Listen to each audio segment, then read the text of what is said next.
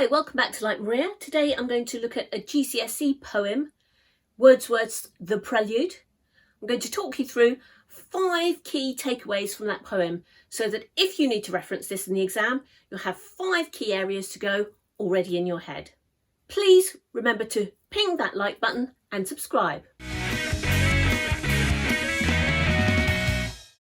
First of all, I'm going to look at the quotation, "It was an act of stealth and troubled pleasure."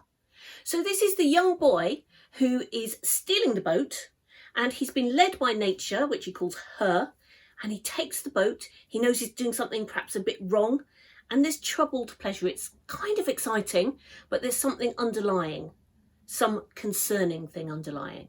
So right from the beginning, we know that he's doing something that is perhaps a little bit forbidden and that there might be unforeseen circumstances. So if you remember those quotes, an act of stealth, and in particular, troubled pleasure, you'll have a really good one to analyse. Next one I'd point you towards is lustily I dipped my oars into the silent lake. So here we have a beautiful romantic scene of a silent lake at night time, and the boy is lustily dipping his oars. So he is disturbing the surface of the lake. And that word lustily references, again, something perhaps that he shouldn't be doing. Lust is associated with greed, certainly sexual pleasure. It's one of the 7 deadly sins. So if he's doing something lustily, he's perhaps interrupting nature or doing something that perhaps he's very eager to do, but not in a very wholesome way, perhaps. Thirdly, after he's been dipping his oar lustily, he encounters this enormous mountain. Now, the mountain is described as a huge peak, black and huge. And Wordsworth repeats that word huge.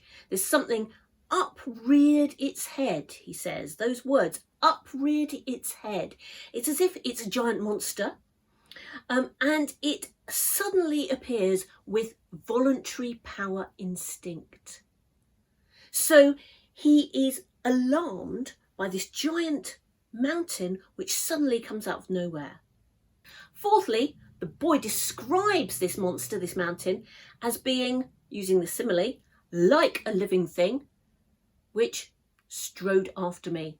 Now here we've got real fear chasing the boy's imagination, making it even bigger and even worse, and he feels that he's being chased and that he has to run away. So he runs back to the willow and leaves the boat and goes away. But at the end of the poem, and this is my 5th point, end of the poem there, you're getting real psychological disturbance from the child. He's gone out, he's had this experience with nature, with perhaps the sublime, this moment of revelation. But he says what happens to him after this is, reflecting back, the huge and mighty forms, he refers to the mountain there, moved slowly through the mind by day and were a trouble to my dreams. So here he's saying these memories of what happened and the feelings and emotions that were stirred up just as I stirred up at the lake are now haunting me. And I am a different person. I can't settle during the day because they come to me by day. These things are in my mind. And now they are certainly a trouble to my dreams. So this boy has been on a small part of the journey of growing up.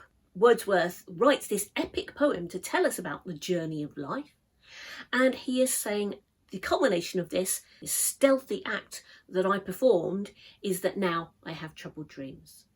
So there you have it, the prelude in 5 points, just like Maria.